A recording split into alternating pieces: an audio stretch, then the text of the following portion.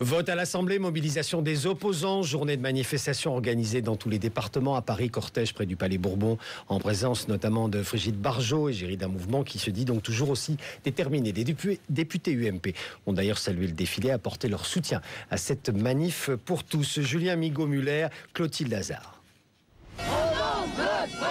Ils disent non jusqu'au bout. L'article 1 vient d'être voté, mais ses opposants au mariage pour tous continuent leur mobilisation en signant une pétition à quelques pas de l'Assemblée nationale. Il y a d'autres méthodes pour pouvoir reconnaître les couples homosexuels. Par exemple, on peut améliorer le Pacs.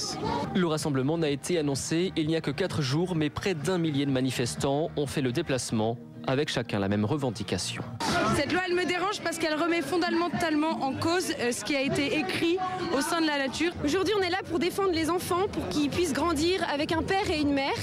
Et on pense que c'est vraiment ce qui pourra les épanouir en fait. À leur côté, plusieurs députés sortis quelques instants de l'hémicycle pour discuter avec les manifestants. Parmi eux, Henri Guénaud, Éric Woerth ou encore Hervé Mariton.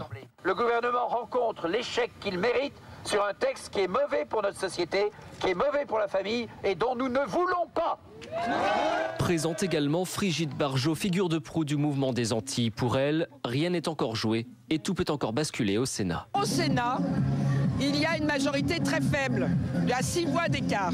Nous sommes aussi en train d'aller consulter les sénateurs. En attendant, le combat continue pour les opposants. Prochaine manifestation nationale, dimanche 24 mars à Paris. Et journée donc de manifestation qui avait été organisée dans tous les départements. Le collectif La Manif pour tous qui demandait donc aux opposants notamment de se rassembler devant des mairies ou des bâtiments publics comme des préfectures exemple à Lille avec des réactions enregistrées par Guillaume Parquet. Il faut l'autorité du père et l'amour de la mère pour que l'enfant soit bien équilibré. S'il a 2 papas, il lui manquera forcément quelque chose.